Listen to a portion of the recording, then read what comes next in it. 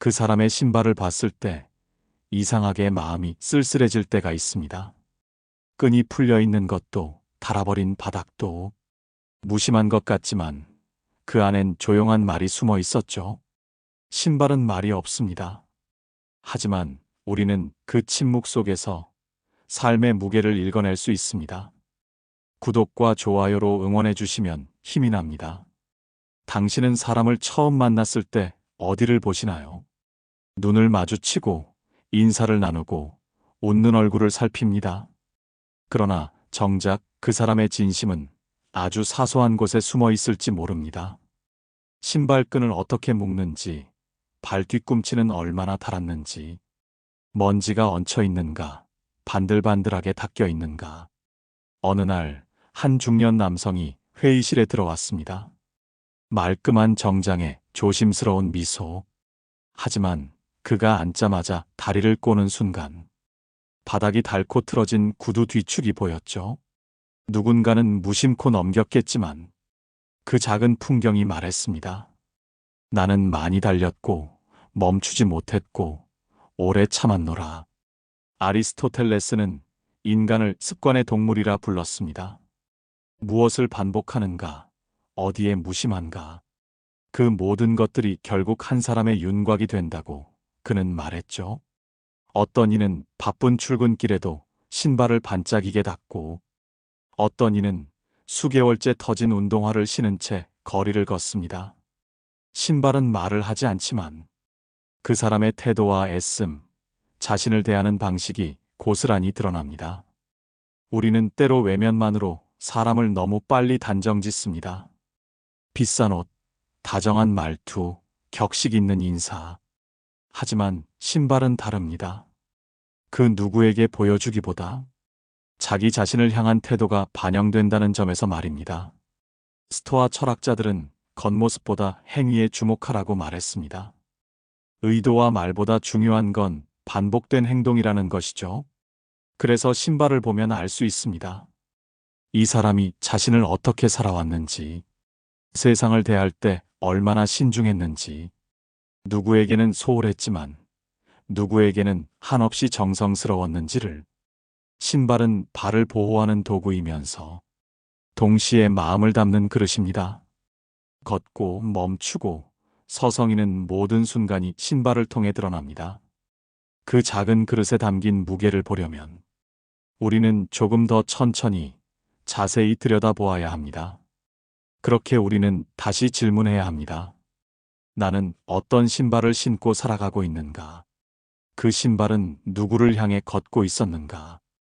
어떤 풍경을 지나오며 닳았는가? 우리는 매일 걷습니다. 출근길, 시장길, 병원 앞 대기실까지. 그 누구도 걷는 행위에 대해 묻지 않습니다. 하지만 철학자들은 묻습니다. 당신이 걷고 있는 그 길, 왜 걷고 있는가? 어디를 향하고 있는가? 그 끝은 무엇인가? 노자는 말합니다.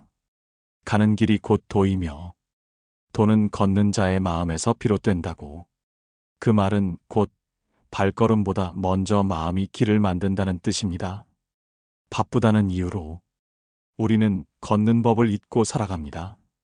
신호등을 기다리며 스마트폰을 쳐다보고 계단을 오르며 숨을 몰아쉬면서도 내가 지금 무엇을 위해 걷고 있는지는 돌아보지 않죠. 걷는다는 건 무언가를 향해 나아간다는 신념의 표현입니다. 그것이 밥벌이든 약속이든 사랑이든 우리 모두는 무언가를 믿기 때문에 오늘도 길 위에 섭니다. 칸트는 그의 평생을 정해진 시각에 맞춰 산책했다고 합니다. 그 길 위에서 그는 생각을 다듬고 자신의 철학을 세웠죠. 어떤 이는 그를 지나치게 습관적인 사람이라 말하지만 그에게는 걷는 행위 자체가 사유였던 겁니다. 발이 움직일 때 생각도 흐르고 발걸음이 멈추면 마음도 어딘가에서 멈추게 됩니다. 걷는 건 단순한 이동이 아닙니다. 그건 자기 자신에게 묻는 일입니다. 나는 왜 이 길을 걷고 있지? 이 발걸음의 끝엔 무엇이 있을까? 그 질문을 던지지 않는다면 우리는 그저 끌려가는 인생을 살게 됩니다. 니체는 인간을 길 위의 존재라고 말했습니다. 우리는 끊임없이 이동하고 그 과정 속에서 변화하고 성장하고 때로는 길을 잃습니다. 그러나 그 길 위에서 자기만의 리듬으로 걷는 사람만이 진짜 자신을 만날 수 있다고 그는 믿었습니다. 당신의 신발은 지금 어디를 향하고 있나요? 그 방향이 당신의 진심과 닿아 있습니까? 아니면 누군가의 기대, 사회의 규범, 과거의 후회 속에 머물러 있진 않습니까? 구두의 굽이 한쪽으로 심하게 달아있는 사람을 본 적 있으신가요? 누군가는 발의 습관이라 말하고 또 누군가는 몸의 균형이 무너졌다고 말합니다. 하지만 철학자는 다르게 봅니다. 그 달아버린 굽에 담긴 건 그 사람이 견뎌온 삶의 무게라는 걸요. 신발은 사람의 무게를 고스란히 받아냅니다. 말 못할 고민들, 아무에게도 털어놓지 못한 상처, 조금씩 마음속에 눌러담았던 감정들이 굽이라는 아주 작은 공간에 천천히 스며들어갑니다. 스토아의 철학자들은 고통을 외면하지 않았습니다.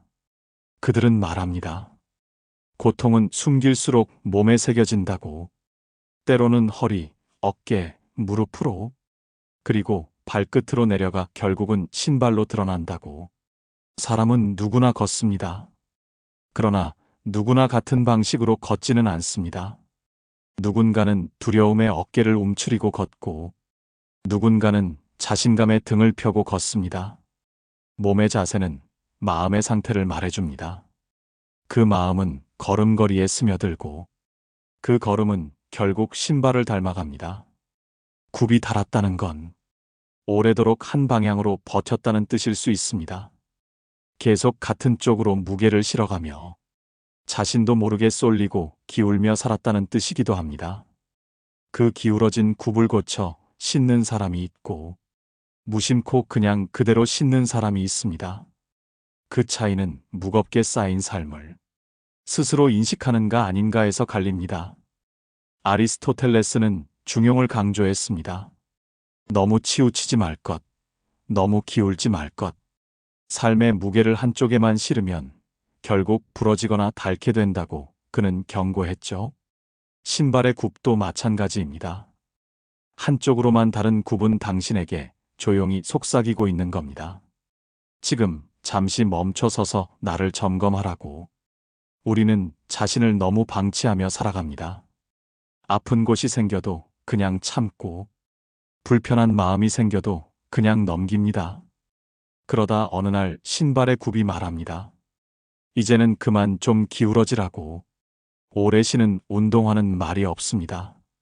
하지만 그 바닥에 남겨진 자국들은 그 사람이 얼마나 오래, 얼마나 치열하게 살아왔는지를 보여줍니다. 빠르게 걷는 사람을 보면 무언가를 쫓고 있는 듯 합니다. 늦지 않으려, 뒤처지지 않으려. 이 세상은 늘 사람들에게 속도를 요구하죠. 늦으면 실패한 것 같고 멈추면 잊히는 것처럼 느껴집니다. 하지만 노자는 말했습니다. 급할수록 돌아가라. 이 세상의 빠름은 마음을 닳게 만들고 그 다른 마음은 결국 몸을 무너뜨린다고. 운동화는 달리는 사람의 친구입니다. 늘 함께하고 늘 바닥에 닿아 있죠. 그래서 더 빨리 달릴수록 그 운동화는 더 빨리 망가집니다.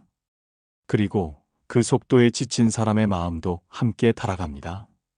우리는 가끔 묻지요. 나는 지금 어디까지 왔는가? 하지만 철학자는 이렇게 되묻습니다. 당신은 지금 어디서 멈추어야 하는가? 신발은 멈추라고 말해주지 않습니다. 그저 달리고 또 달리는 당신을 묵묵히 따라올 뿐입니다. 그러나 당신의 발은 알고 있습니다.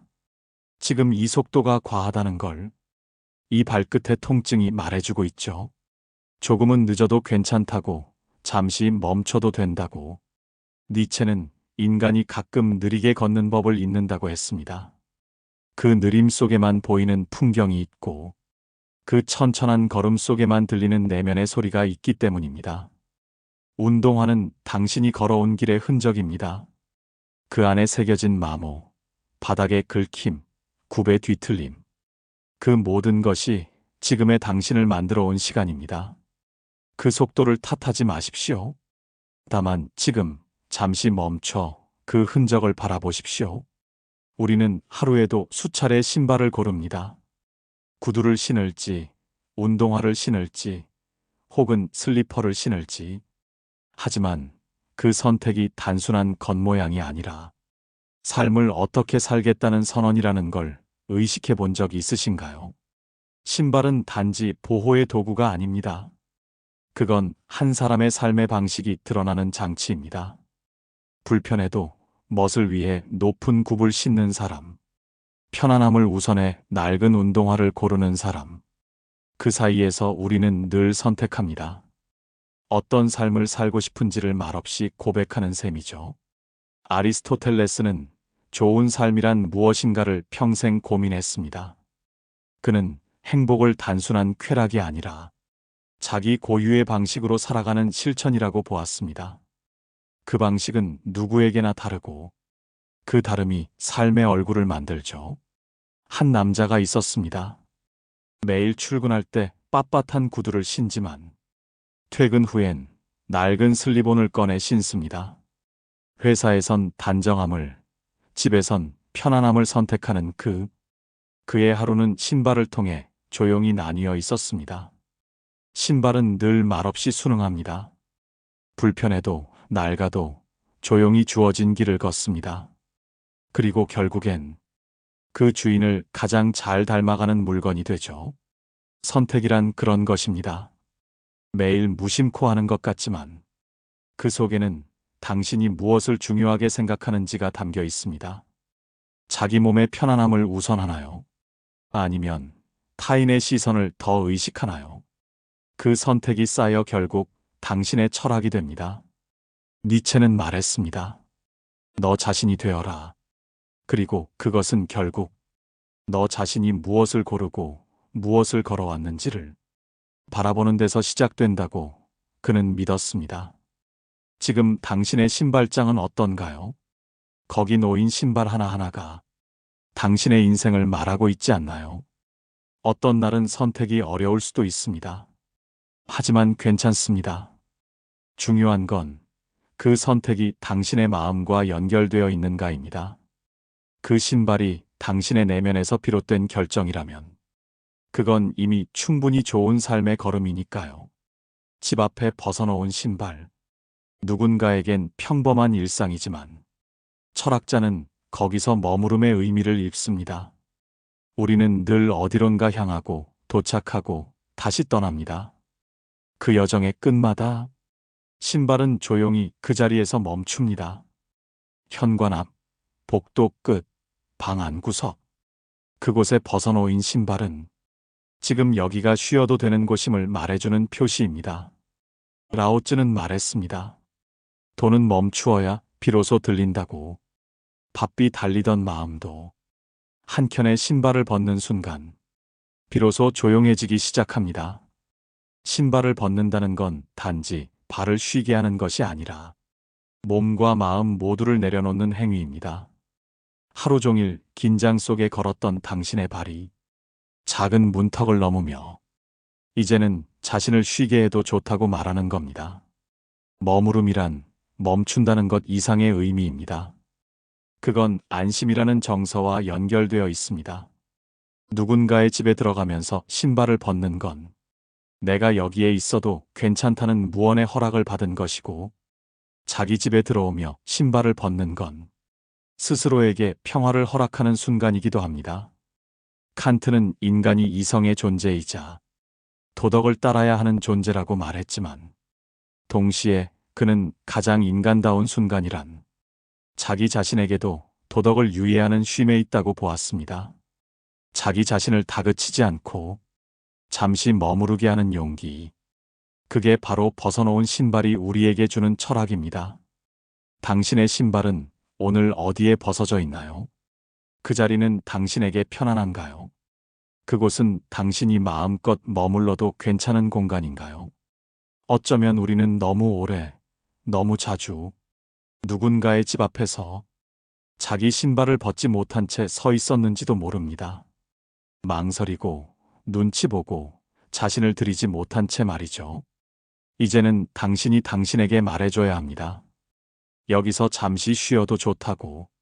그것이야말로 매일 걸어온 길을 돌아보고 다시 걸어갈 길을 준비하는 가장 인간다운 머무름이니까요. 누군가의 신발을 신어본 적이 있으신가요?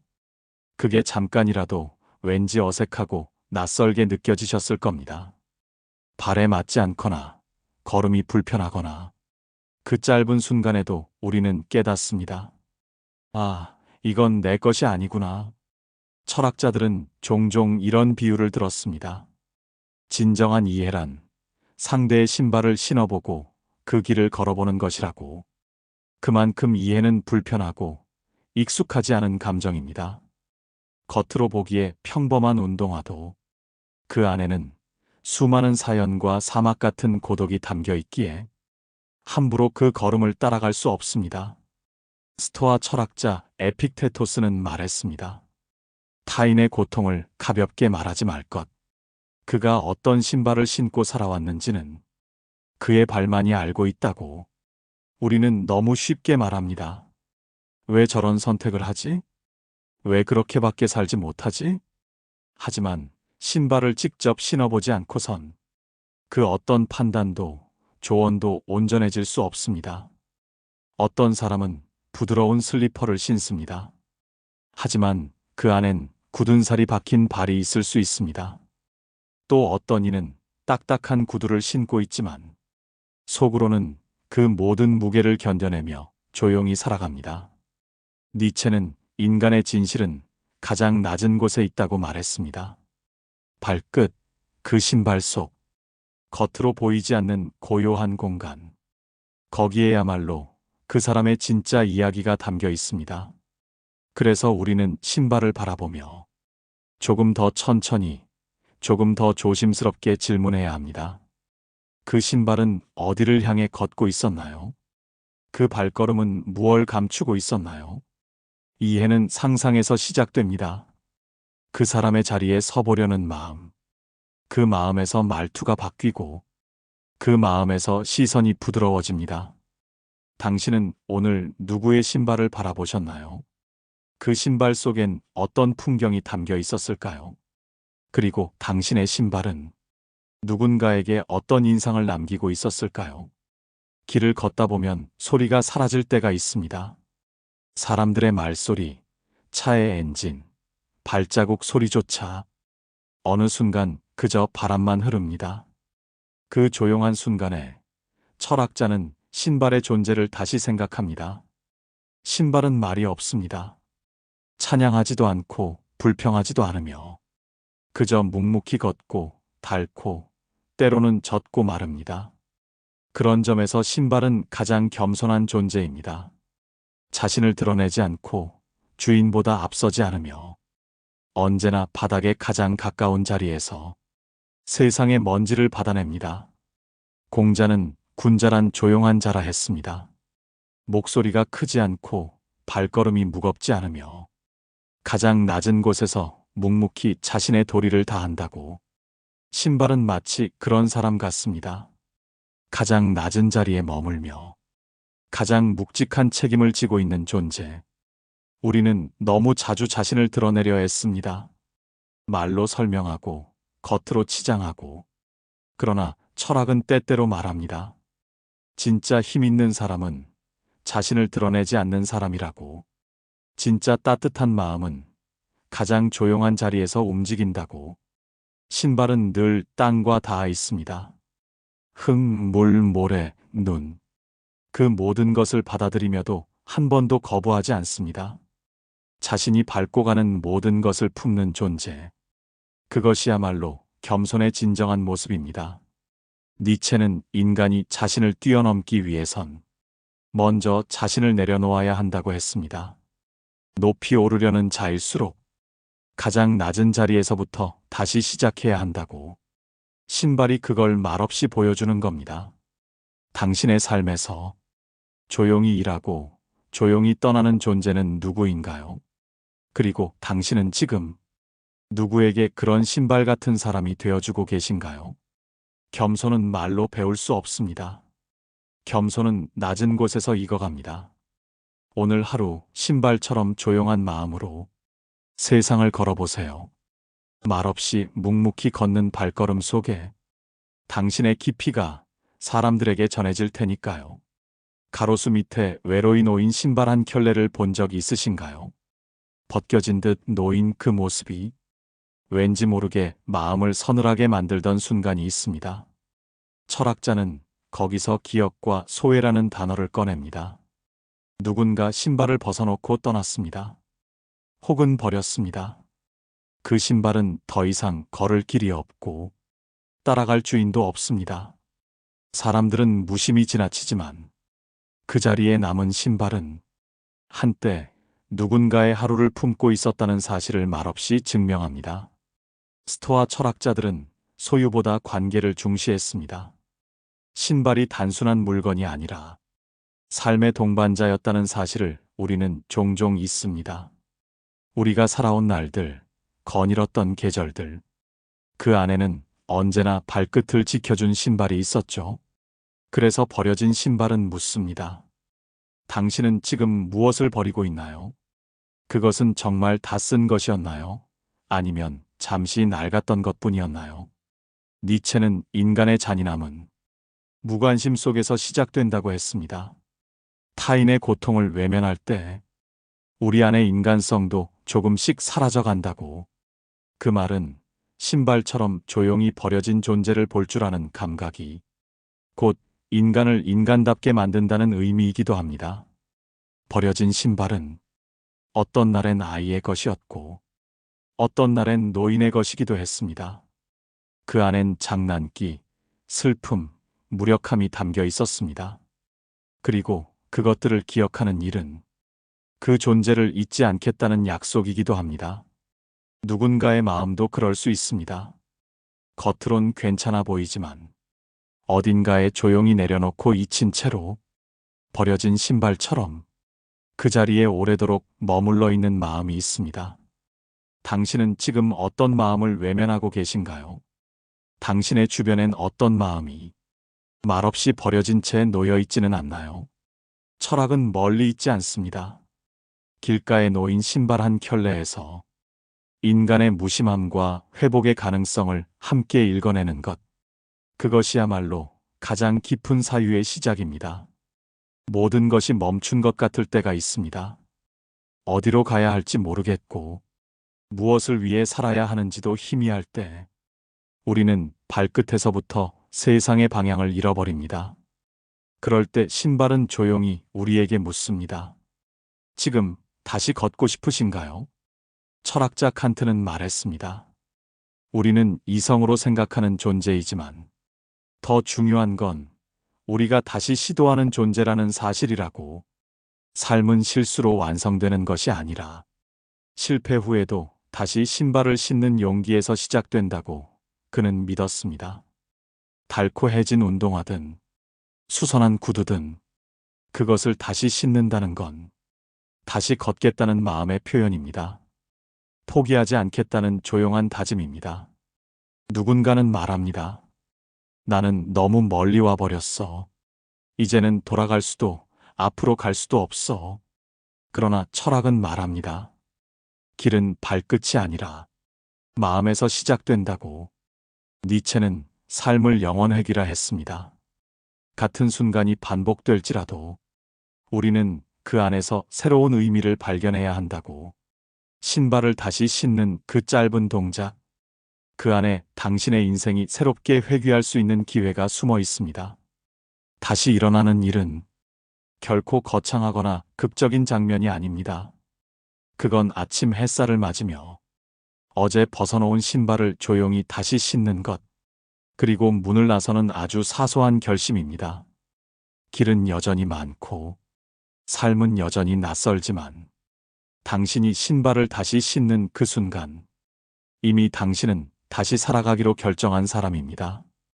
당신이 오늘 걷는 이 길 위에 다시 꺼낸 신발의 흔적이 남기를 바랍니다. 그리고 그 발걸음 하나하나가 당신만의 사유와 존재의 증거로 남기를 바랍니다. 이 영상이 마음에 닿았다면 좋아요와 구독은 다음 영상을 준비하는데 큰 힘이 됩니다. 오늘 하루 자신에게 가장 따뜻한 사람이 되어 주시길 바랍니다. 감사합니다. 인생지혜였습니다.